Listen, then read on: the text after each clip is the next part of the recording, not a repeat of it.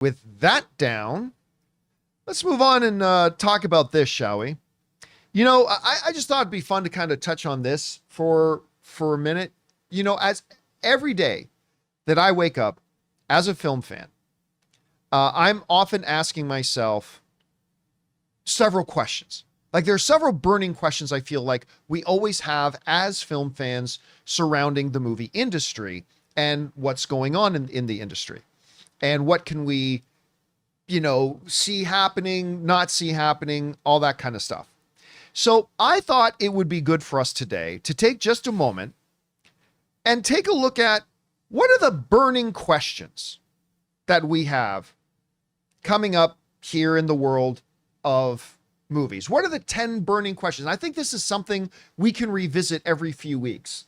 What are the 10 burning questions we have right now as film fans? And the real dominant ones that are kind of dominating the front of our minds. Questions we need answered, things like that. So we got 10 burning questions. All right. These are in no particular order. I'm just going to take us through them. And would love to hear either you guys in the live chat or in the comment section, leave your thoughts to any of these questions. We're not going to try to answer all these questions. We're saying these are the 10 burning questions we got right now. All right. First burning question is, will Superman be a success?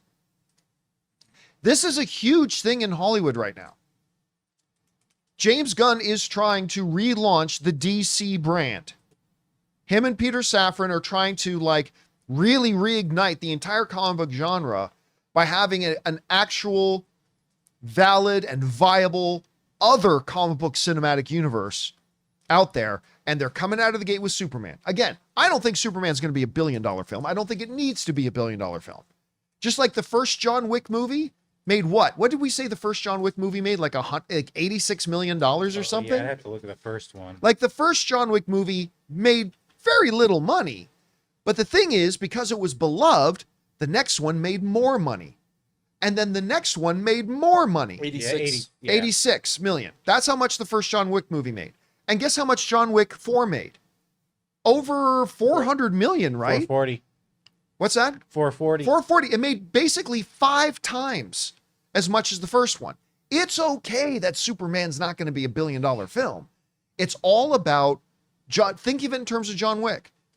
Because the first one's beloved, the second one made more. And because people like that, the third one made more. And the fourth one made more. That's what they're trying to start. They need this Superman to be John Wick. Can it do it? That's what we're waiting to find out. So that's question one. The next big question, burning question that everybody in fandom is always having right now is, who's going to be the next James Bond? Like, we have literally been discussing and debating this for years. It's like 1 week, oh, it's definitely going to be Idris Elba.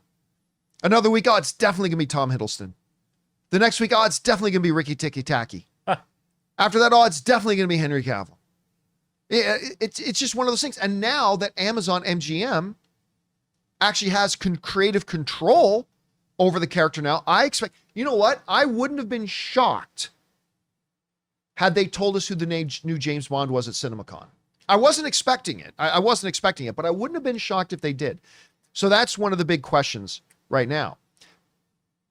The third big question goes right along with it is, who's going to direct the next James Bond? Now, there's been whispers and talk about both of the John Wick guys maybe coming in to direct it.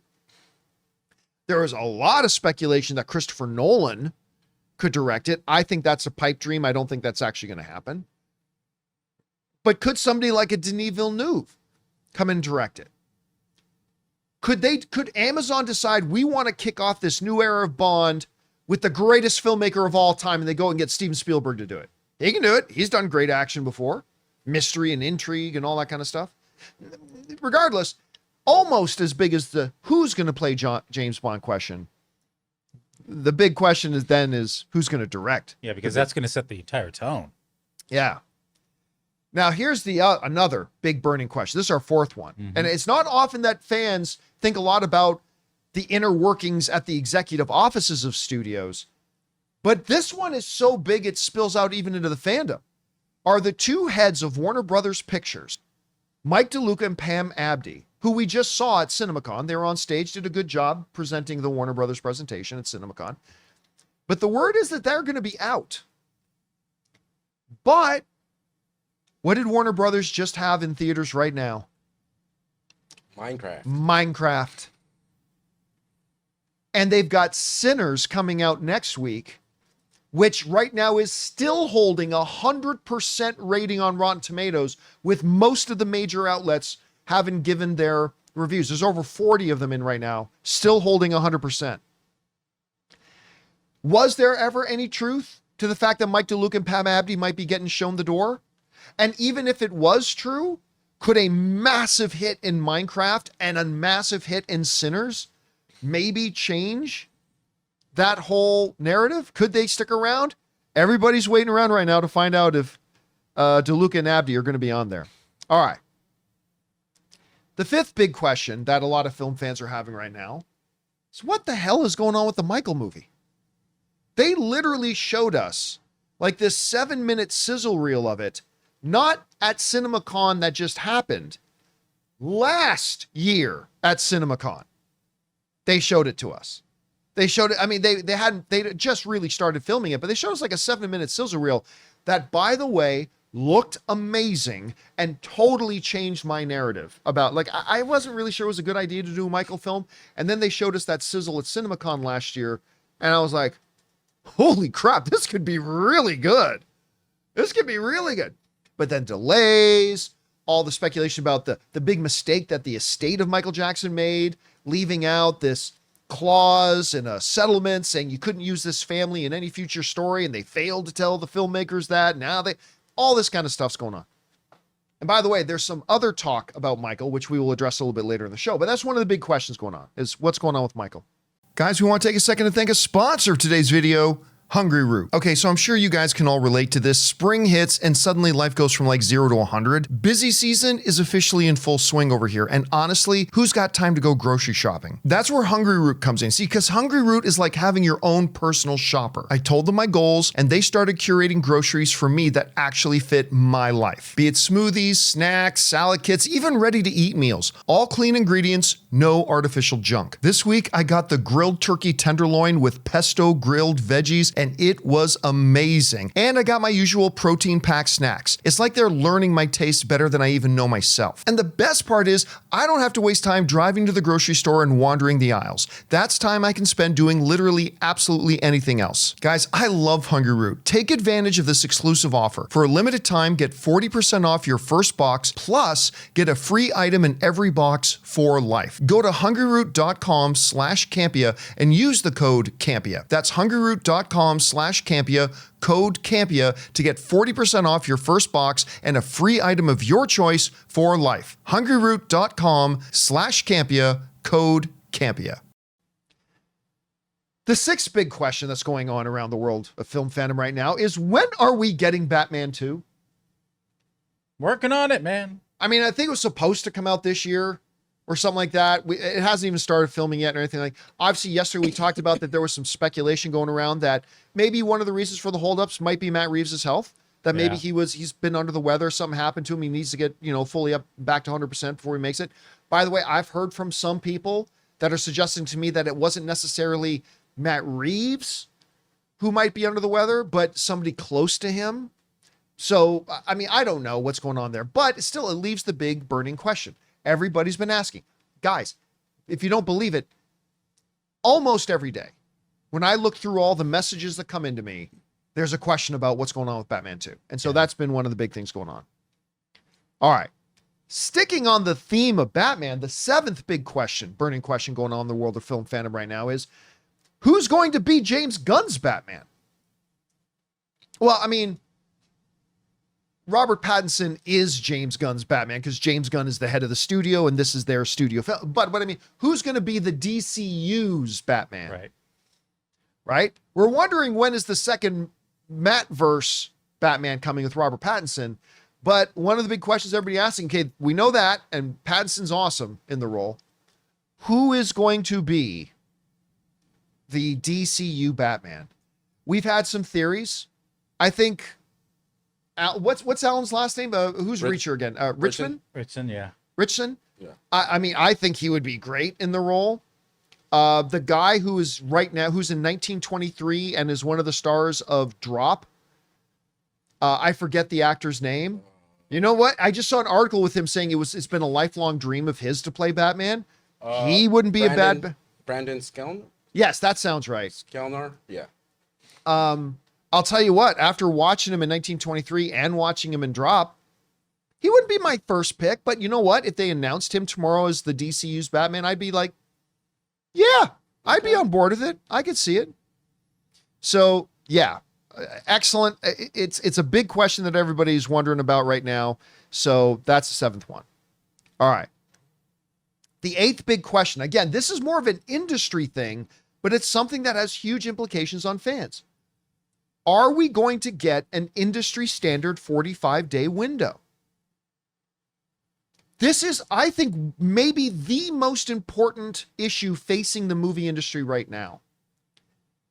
Now, it used to be, back in the pre-pandemic days, that there was a theatrical window. For those of you who don't know the terminology we're throwing around here, basically, what the theatrical window is once a movie comes out and is in theaters, there's a window of time that it can only play in theaters and not play in home video in any way, shape, or form, right? Now, it used to be that window used to be a number of months. The pandemic came, everything changed. Suddenly you got some movies with like 10-day windows and Crazy. 14-day windows. Absolutely idiotic, and it's killing the theater industry. And at CinemaCon, this CinemaCon we were just at, we heard from movie theater owners and from the studios themselves saying, yeah, we got to have a theatrical window. We have to have an actual substantive theatrical window or our industry is going to die. Yeah, you got to treat your product like it's precious. Yes. And, you know, then we heard the head of AMC, who you guys know I'm not exactly best friends with, but give credit where it's due. We recently saw headlines that the head of AMC is saying that he's been having private discussions and up to 6 studios have already agreed in principle that we need to have a 45-day window. Now, it's one thing to say in principle, but let's see if it actually comes about. If the whole industry can agree that if you're going to put a movie in theaters, you got to at least give it a 45-day window. I am 100% for that. And I mean, honestly, I think it should be closer to 60. I do too. I think it should be 60. I think it should be 60, but considering we are literally getting movies 10 days Right.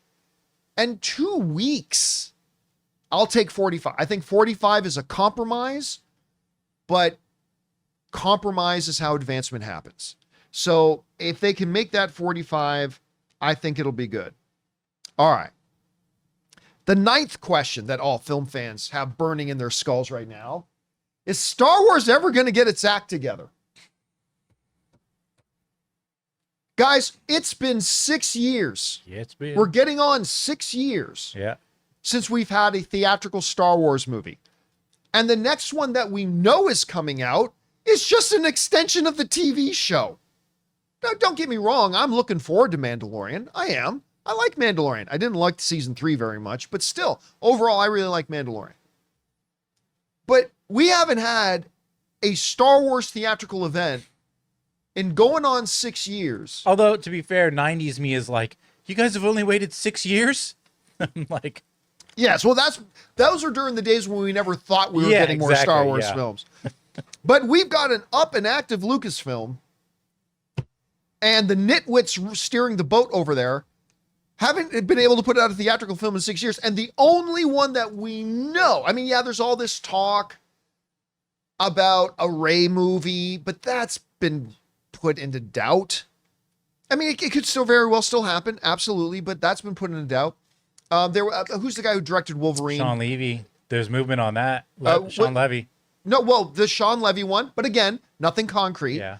But what was the name of the director of Wolverine again? Oh, yes, of course. And just directed Just a complete unknown. Yeah, why am I freezing out? Mangold. James Mangold. James Mangold. There's talk of a James Mangold one, but again, nothing concrete. We've had talk of 24 fucking films over the last couple of years, and we ain't got shit. And the only thing we got coming is an extension of the TV show. Yeah. And so that's the big question. Is Star Wars ever going to get its act together? All right. And the 10th one, again, these are in no particular order, but this is a question we get almost every day from people. Yeah. Can the MCU recapture the magics of phases 1 through 3?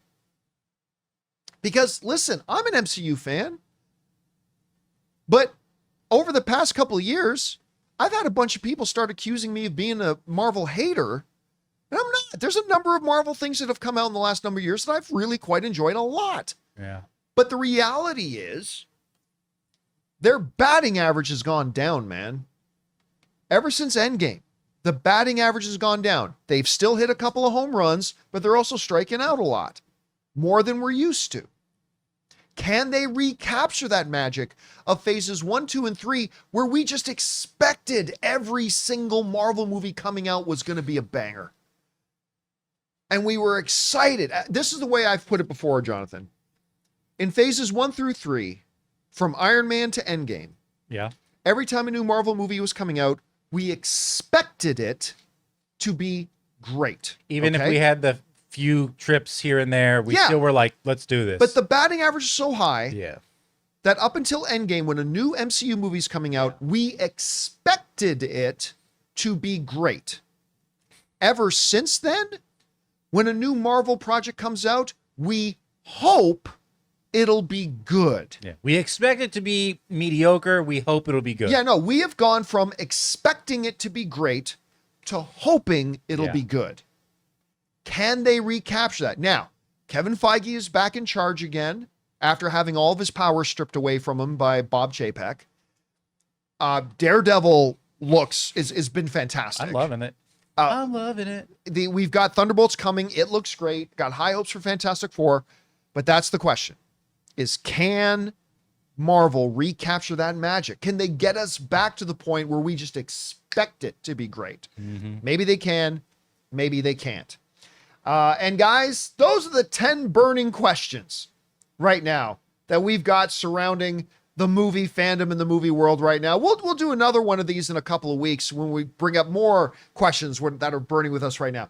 Do you have answers to any of those questions? Do you have further questions? Whatever you guys think, jump down to the comment section below and let us know your thoughts. Hey guys, thanks so much for watching this video. Make sure you like the video, leave a comment, and subscribe to our channel. And don't forget, we have a daily podcast called the John Campea Show podcast, available on Apple Podcasts, Spotify, or your favorite podcasting app of choice. Go and subscribe to it today so it'll be there when you need it.